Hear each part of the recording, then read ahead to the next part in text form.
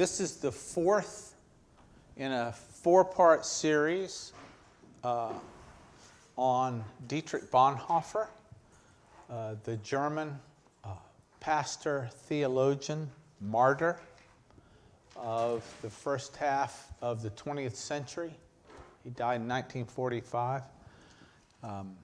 And you've been reflecting on our discussion now for several weeks. And so today I want to do two things. Firstly, I want to give you an opportunity to raise any questions that our conversation has raised for you. I also want us to get to what might be called the nub of Bonhoeffer's martyrdom and what it means for us.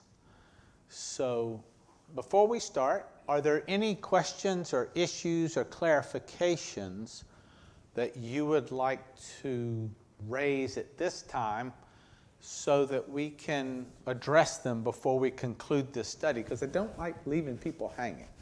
I like folks to have an opportunity to ask whatever it is that about this whole conversation that was important to them, or just clarification on something that you didn't quite know what we were talking about or doing.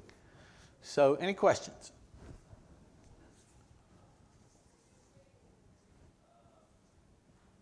Well, obviously, John has masterfully delivered the information central to this discussion.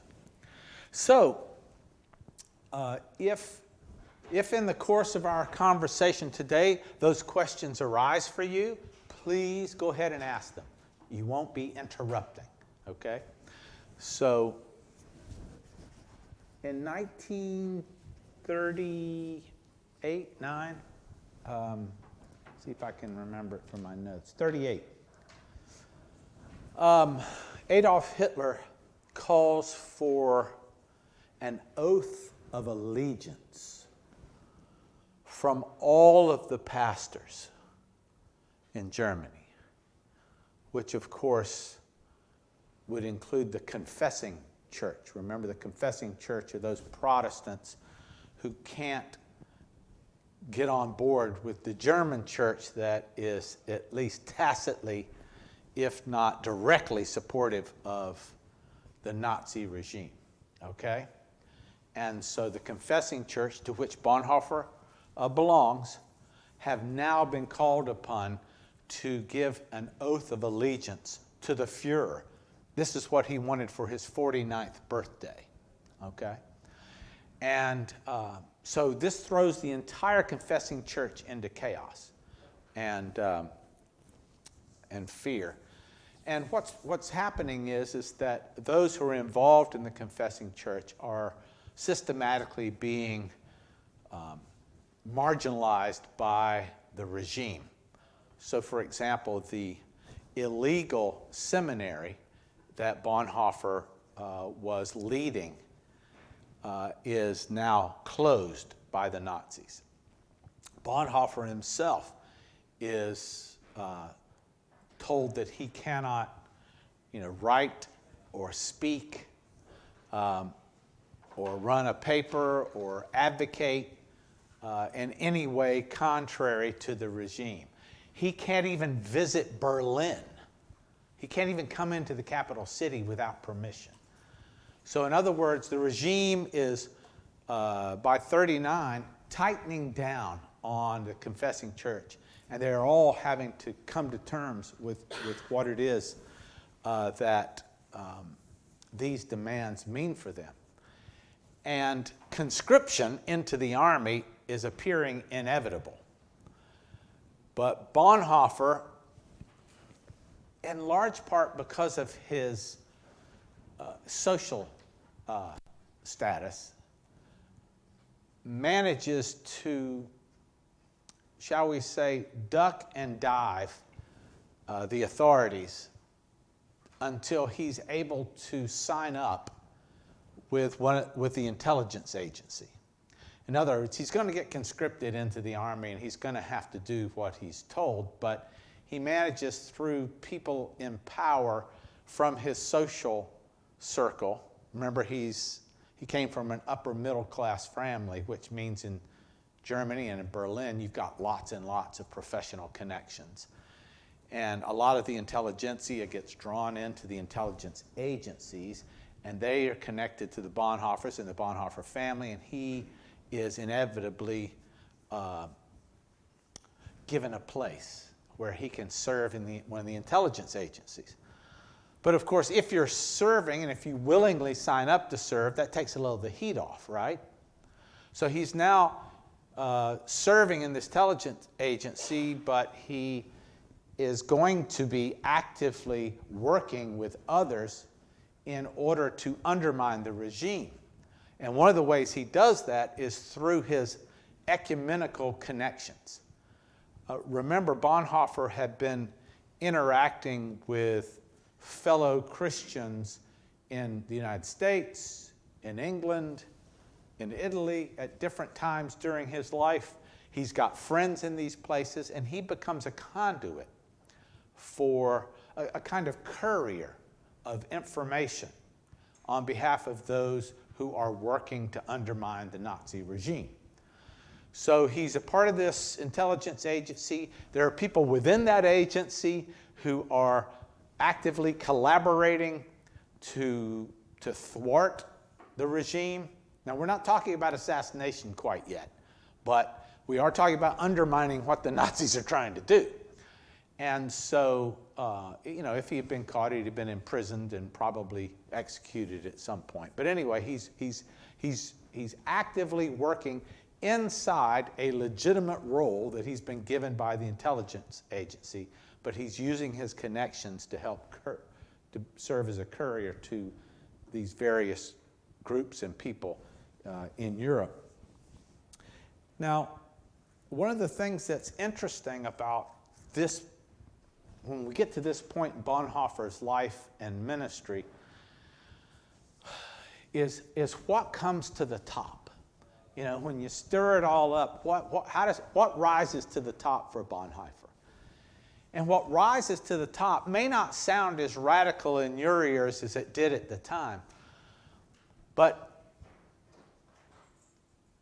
he's interested in the centrality of the person of Christ. He's interested in what it means for Christians to live and act in allegiance to Christ. He focuses on what does it mean to appreciate, understand who Jesus is to the individual. Now you got to remember, he comes from a family that was not terribly devout, firstly, and is operating within a church initially in his early life, the German Protestant church, that is a social and cultural institution. And the gap between oneself and the church and the popular culture is not very far. But Bonhoeffer is offering an invitation that places one's faith over against so much of what counts as the modern culture of Germany at the time. Not just leave Nazis aside for a moment. It's already a call to live in a way that's radically different than what one would expect if one were a follower of Jesus. So let me see if I can put this in other terms. We sometimes talk about people being nominally Christian, right?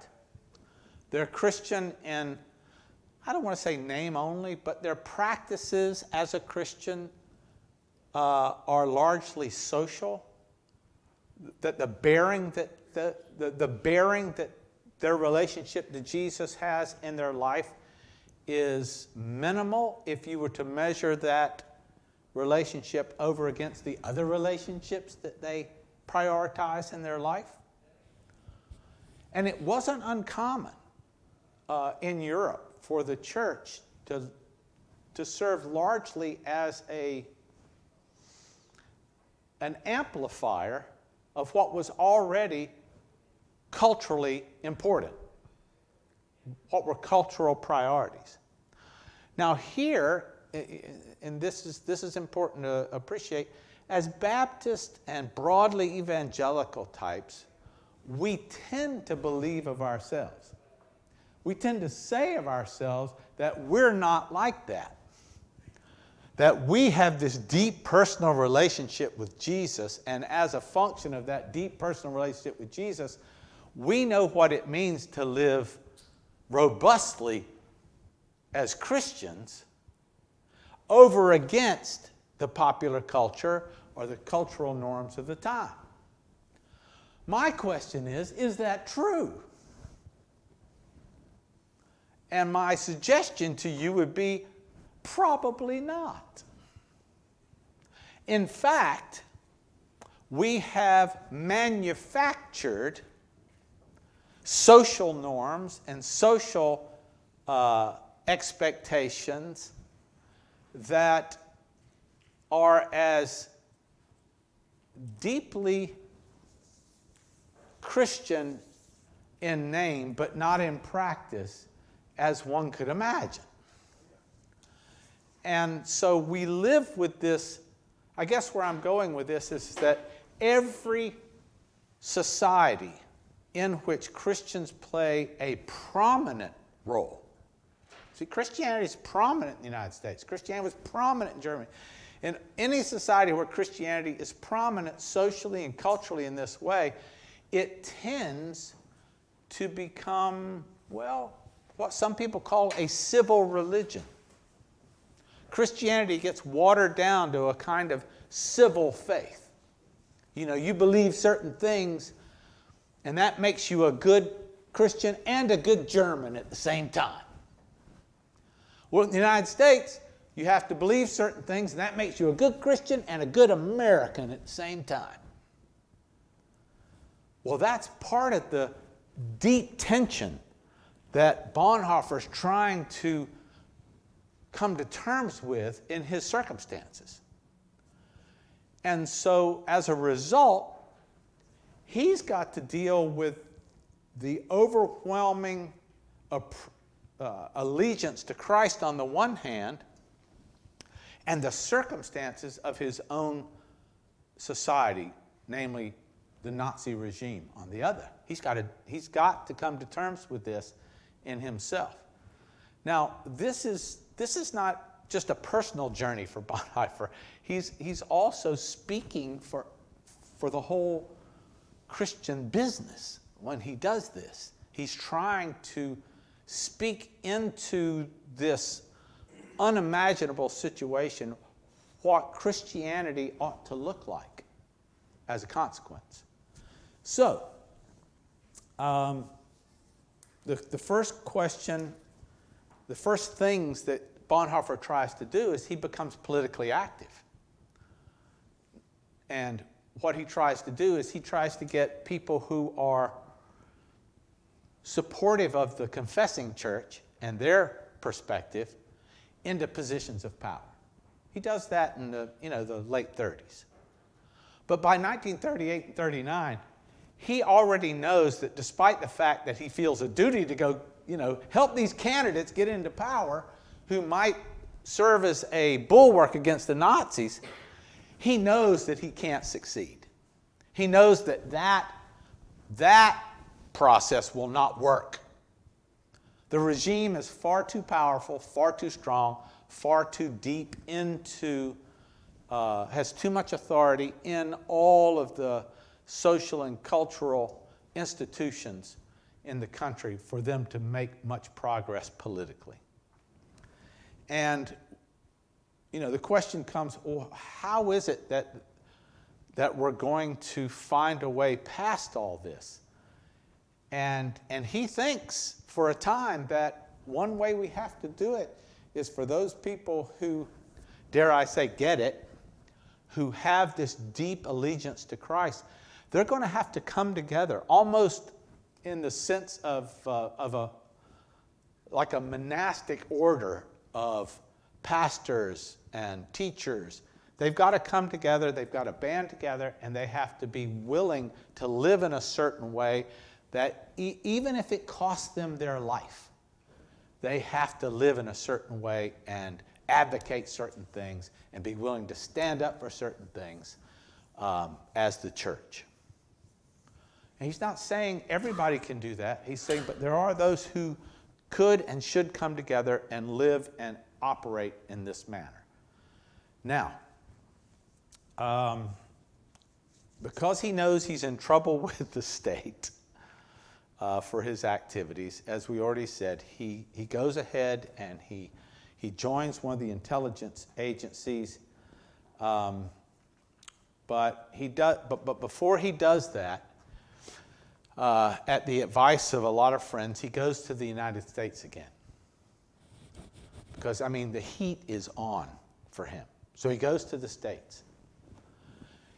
And like I said, he's dealing with trying to figure out what does it mean to have allegiance to Christ. And no sooner does he get on the boat to go to the United States that he figures out that this is not right. I cannot go to the United States and live in safety if I expect to be a part of what it means to bring both the church and my country back after this horrible war. So he's here for no more than a month. And he goes back. And but he could have stayed, right? oh, he absolutely could have stayed. He could have stayed. He could have stayed, and he chooses not to. Yeah.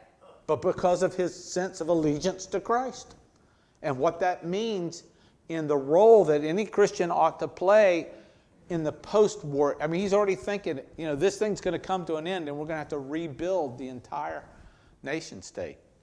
And we need to do it Christianly. What's that? There are people who advise him to stay. Oh, yes. The American contingency were begging him to stay. Reinhold Niebuhr was begging him to stay. Karl Barth, the Swiss theologian, however, said, you got to come back. Barth's a German speaking. And Bonhoeffer probably was closer to and followed more closely Karl Barth's theology than any other theologian and pastor at the time. And he respected Barth. And Barth said, you got to come back. Now, Barth said of that was his deepest regret in life, that he told him he had to come back. But Bonhoeffer wanted to come back. Yeah, go ahead. It's also ironic that Barth had already fled to neutral Switzerland. He asked Bonhoeffer to come back. in Germany, and Barth did not go back. No. Oh my. Yes. So that's why he died. Well, but, it's not like Bonhoeffer did it because Barth asked him to, but in Barth's asking him to, it functions as a kind of confirmation of what one believes is the right thing to do. When the people you respect the most in this whole business say, yes, that's what you need to do. And so he goes back. He's part of the intelligence agency. He's smuggling, he's helping smuggle Jews out of the country. He's passing information on. He's connected to the Black Orchestra, which are the people who are bringing together the various plots and decisions to undermine the regime. And so that we have enough time to talk about it, let me just cut to the chase. So ultimately, Bonhoeffer is serving largely as a kind of spiritual counselor to all these people who are actively plotting now to assassinate Hitler. And they're checking with him. Kind of like he listens to Barth. They're checking with him. Is this okay? Is it okay, firstly, to kill the Fuhrer? It'd be like me coming and saying, is it all right to kill the President of the United States? Is that okay? And that's a double-edged question. It's both a question of loyalty to the state. Can you be a good German and kill the Fuhrer? on the one hand, and as a Christian, can you take the life of another like that? And this is what Bonhoeffer had to struggle with. And so the expression that comes out of his literature and out of things that he said to other people that kind of serves as a banner for this struggle is, is it better to do evil than be evil? In other words, to do this, he knows from his own conscience and perspective Christianly, it's evil to kill somebody, to actively assassinate someone. But by the same token, not to do so, given his position, is to be complicit in the regime. And what I want to avoid, and it's hard to avoid it because a lot of us are taught to think this way, it's not just utilitarian, right?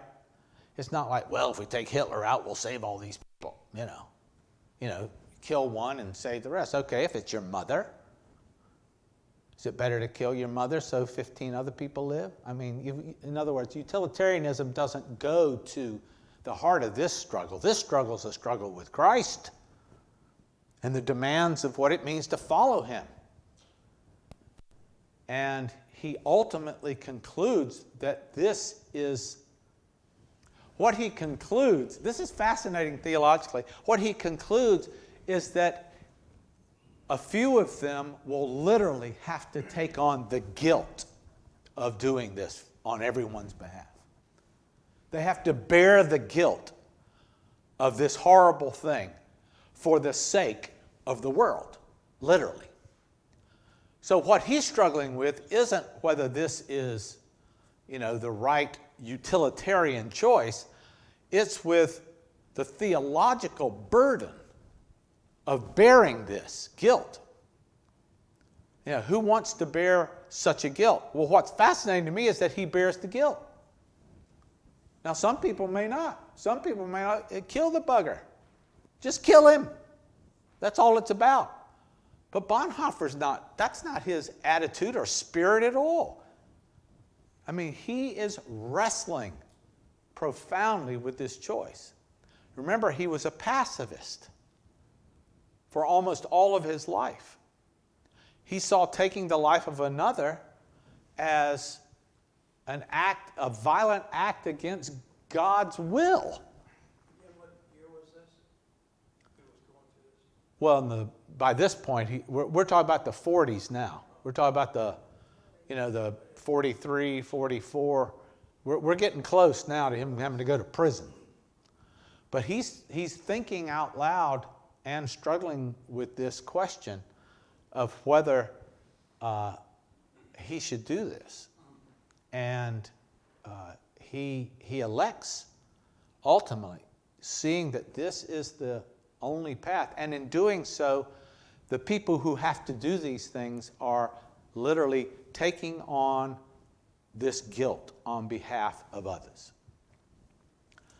And I find that a deeply compelling spiritual orientation or spiritual response to what is horrific at every turn. I mean, you might say, well, it's a necessary evil. That's one way to describe it. But it's still evil from Bonhoeffer's perspective. So what this comes down to is, as Christians, how do our obligations and duties and allegiances play themselves out Christianly? For Bonhoeffer, ultimately, he's arrested. Initially, his arrest is, when he goes to the first place that, he's arrested, and there are others there of his same social class, and one of them breaks open a bottle of champagne and hands it to him and says, well, welcome, because they're all holed up in this place where they're keeping them. That goes on for some time. But then, it's discovered that he was involved in the plot, the most recent plot to kill the Fuhrer that failed. And now he is directly implicated. It's not like he's just a bunch of people who happens to be against the Nazis. They had millions of those.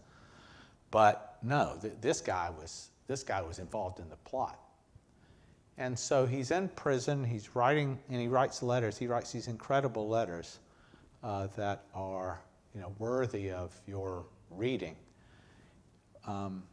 And ultimately, his fate is that he is tried late at night. He is taken to be executed early in the morning, and he's hung by the SS with what is the equivalent of piano wire. And apparently it took a very long time for him to die. So he is considered by many, many Christians to be a martyr because of his willingness to die the way he did. And what do I mean by that? Because his death is a direct consequence of his allegiance to Christ. And every one of us, in one way or another, has to come to terms with our allegiances. Now, let's just pray. None of us are ever forced into a place where that is true for us, that we have to make choices that are profoundly difficult. But it doesn't follow from the fact that Bonhoeffer is an extraordinary figure and a person of Christian admiration. But on the other hand, it does raise a question for all of us about the degree of our own Christian allegiance. What is it? Where do we struggle? Where does that... It would be difficult, I think, to live in this world and not feel that pressure to assess our allegiance to Christ and its importance to us. And so with the time we've got left, I'd be happy for us to discuss that a little bit. Yes, ma'am.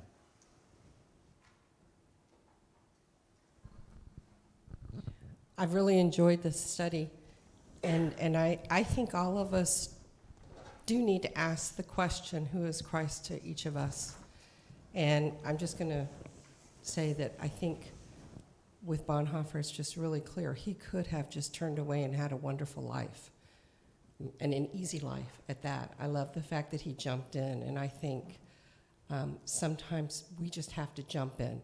We have to jump in without the goggles on, without the life vest. We just need to jump in because God's going to be with us. That's Okay. really all I wanted to do. Great, thank you. Who's next?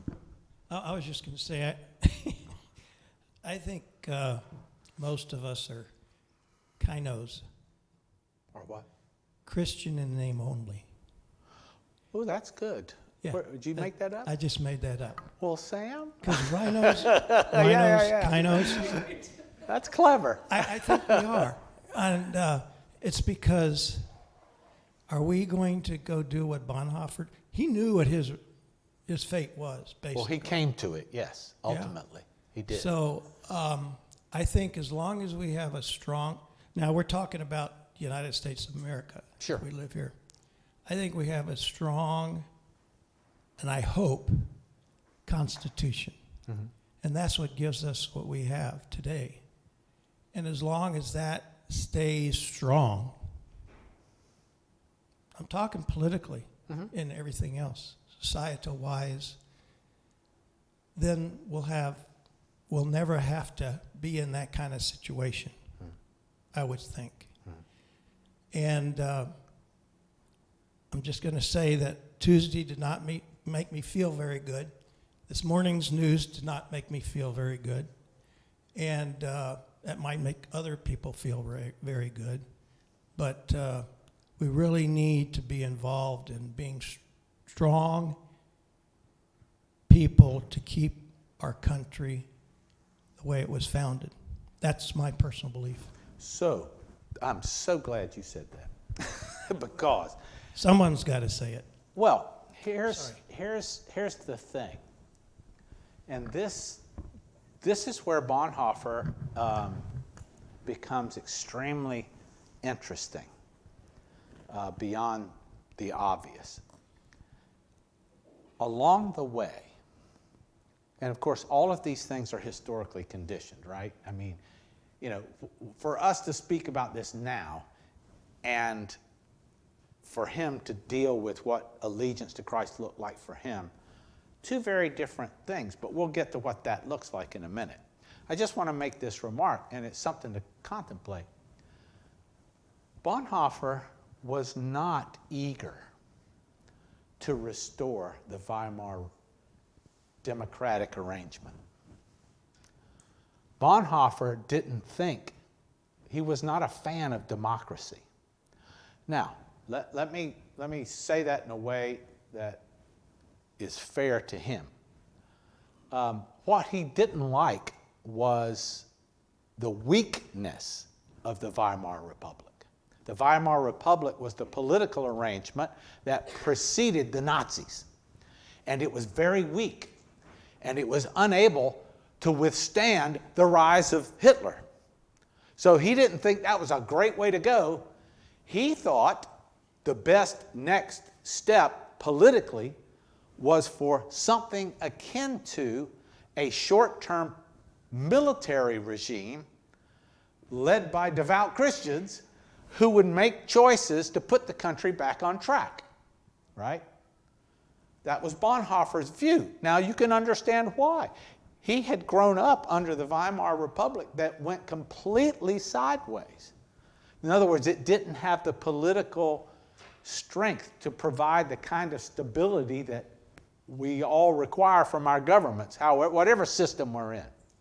Now, to your question about the Constitution. The Constitution of the United States has been an evolving document over 200 years.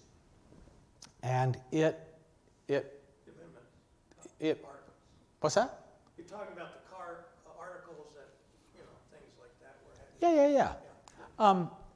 And that evolution has been toward a vision of the common good that we have all grown up with, or at least I hope we've grown up with, that basically says the following. It says a lot of things, but one of the major things it says is that we choose to live in a country where the majority will not exercise all of its power for the sake of the minority. And that is a political ideal. In other words, the Constitution is an expression of a certain range of political ideals about freedom of speech, freedom of this, freedom of that, which we all celebrate. However, it doesn't follow from that it's Christian. I mean, the Constitution of the United States is a secular document, and it's a secular, it's a secular political expression. And what's fascinating to me is, as such, Baptists, and I want to say this as loudly as I can without being rude, Baptists were at the heart of advocating for certain aspects of the American Constitution, primarily freedom of religion. They were radically in favor. John Leland, the namesake of the institution for which Daniel works, and I used to work, John used to work, Tim's wife Trish used to work. I mean, a lot of us worked at that center. But John Leland was an 18th century Massachusetts preacher who came to Virginia and preached the gospel without a license and got himself thrown in jail for preaching without a license because the Anglican Church controlled the right to preach in the state of Virginia. And of course, Baptists coming from Britain were strong advocates of having the freedom to exercise one's religion without the state's interference. And so you have these fiery, largely Calvinist-oriented preachers supporting or advocating for the freedom of religion, a principle that has never been at the heart of Christian nation states until you get to the 18th century. And then you have this idea that, well, to protect your freedom of speech or religion or assembly is to protect mine. And this came from 17th century philosophers and politicians like Thomas Jefferson and James Madison. And Madison and Leland did a deal, I think it was in Culpeper, Virginia, where Leland said he would deliver the Baptists to vote for the Constitution, to ratify the Constitution in Virginia if there was a religious freedom clause in the Constitution. Now, I say all that because I want to highlight the particular and peculiar thing that is our national political life. And we have parties that vie for power within that framework. And to deny that framework is to undermine what we all would take to be some of our national ideals. Roger? I'm going to ask one related question. I think Bonhoeffer was a martyr, but I think somewhere in the Bible it says when Jesus comes again, he's going to take the martyrs with him to rule for 1,000 years before the tribulation. Is that your take on end times? No. I mean, in 10 minutes, to talk about that may take a minute. But no, it's not. And yes, I would regard him as a martyr. And there are many people who have died for the sake of the faith historically. Many of them, we don't know their names. And his name is prominent because, at least in the English-speaking world, because in the 50s, J.A.T. Robinson wrote Honest to God, sold 1 million copies in Britain. He picked up the story of Bonhoeffer and shared that in some of his work. Yes, ma'am. Yes. Then I'll go to Daniel. This Bonhoeffer story is very interesting because my great-grandma was murdered. And she's the, I think, a first martyrdom for the Jesus Christ in Korea, South Korea. My goodness. Yes, so since I become a Christian, I always thought about her. I'm still thinking about her, how she resisted. And they beheaded her. Right. But that time they beheaded her like not like a guillotine one time and died. They used the sword, so they need to chop her head many times. Even before they killed her, they tortured her many days. So how she endured, I was always wondering.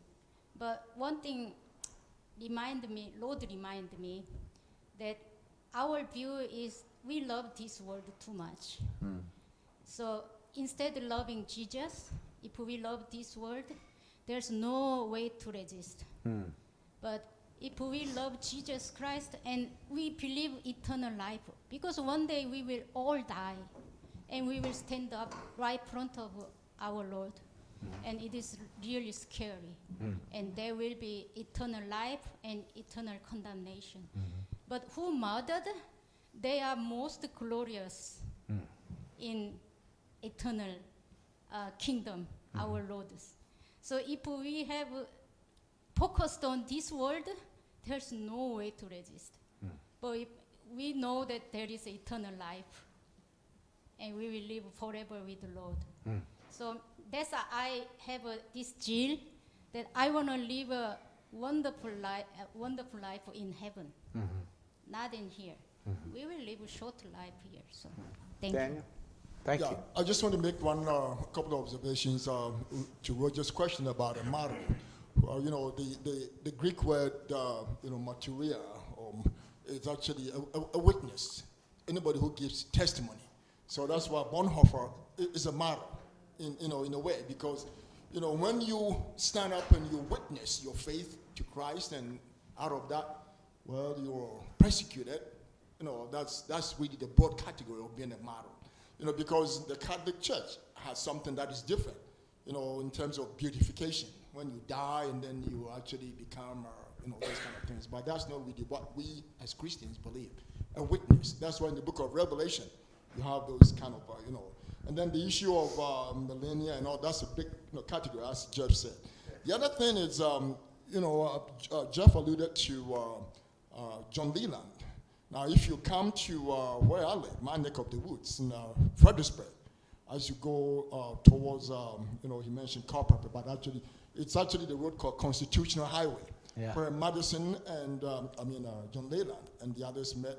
And so the point I'm making is, and I think John said it last time, we always say U.S. is a Christian country. The Constitution is based on the Bible.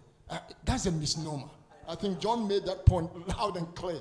And that is a fact we need to understand. In fact, I think the last elections and some of the things that have happened, it has to be said. As Christians, as actually evangelicals, we actually gave God a bad name because of all the things that we have been saying about, it's a Christian country. Otherwise, John Leland and others wouldn't have done what they did. They had to negotiate for some of these things to come in as, for us to be a loving Christian country. But that doesn't mean that we can't do it. That's why we're learning about all these things. Just a little thought about that. Yeah, I always think it's interesting when you think about Bonhoeffer that, certainly from our cultural perspective, it seems like that's a pretty straightforward choice, right? If you're doing any kind of utilitarian balancing, you look at all the terrible things that flowed out of Hitler, you're like, well, okay, it seems like a reasonable choice to take upon yourself, even if you believe that killing somebody even that bad is terrible. That's a burden worth taking upon yourself, Right. given what we know now, Right.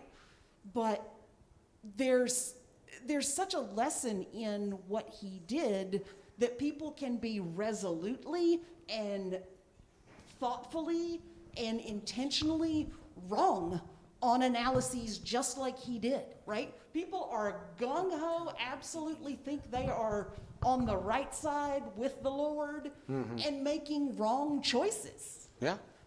Because the cultural situation that you're in can lead you down that wrong road. Sure. So you could say that it cuts both ways. In other words, people can in all earnestness pursue false voices. I mean, Jesus, I'm going to say a good bit about this in the sermon, but, the first thing Jesus tells them at the temple is beware. As soon as you get this head of steam, don't imagine that the ones that are coming in my name are what I'm about.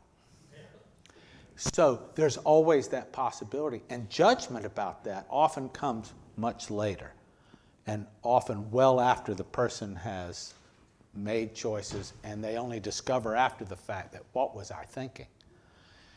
The judgment of history, in one sense, favors Bonhoeffer insofar as his actions did go towards preserving an entire continent, on the one hand, from tyranny. He's called tyrannicide. You know, he engaged in tyrannicide. But Christianly speaking, his struggle to be for his allegiance to Christ is what I think makes part of this so compelling, and perhaps the most important for us in terms of lesson. John? I just want to pick up on something you said. It takes time. You know, events are never really understood, even in the decade in which you live in. It takes 50 years before there's enough information and time passed before historians and sociologists begin to dig deeply into the past and explain to future generations what we did. Right. Right. Yes. We actually just have a conversation real quick, and just an opinion real quick. Do you think, because Dietrich Bonhoeffer, I mean, that was the 1930s, 40s, but we were talking about perhaps a martyr even later than that, and that would be Martin Luther King. Oh, sure. So, you know, just wanted your opinion on that, if you felt. Yeah, King would be regarded in most Christian circles as a martyr, yes. In most Christian circles, he would definitely, and internationally, if you go outside the United States, absolutely. In fact, when I was in Britain studying, they put King at the center of their spiritual formation and moral teaching syllabus much sooner than the American seminaries. Much sooner, probably 20 years before. Of course, he's in every curriculum now. But I can remember, just to give you one quick example, and then we got a break. But I was sitting in my office 20 years ago as the dean of a seminary, and a local, another Baptist organization had put together the greatest preachers in American history and had this flyer and was passing out. We're going to have this big conference on them. And my colleague from Argentina comes up to me and he hands me the flyer and he goes, "What's wrong with this flyer?" And I'm like, "I don't know, what do you mean?" He goes, "Look at it. It says greatest preachers." He says, "Where's King?" They were all white. All white men. This was just 20 years ago. And this was a Baptist group getting together to have a conference on these great, and didn't even, and because they perceived him as just a civil rights leader. And so we've all been presented with King as the civil rights leader, but very little analysis or interest in his spiritual motivation, which now, if you look at it, is actually the profoundest part of his work, is the spiritual motivation that led King to do the things he did. But they didn't talk about that years ago. But they do now. So, yes, sir. Now Last one. Going back a moment to the issue of the Constitution, I think what preserved this country and the rights, the situation that most of us take as granted because we always lived in this country. Correct.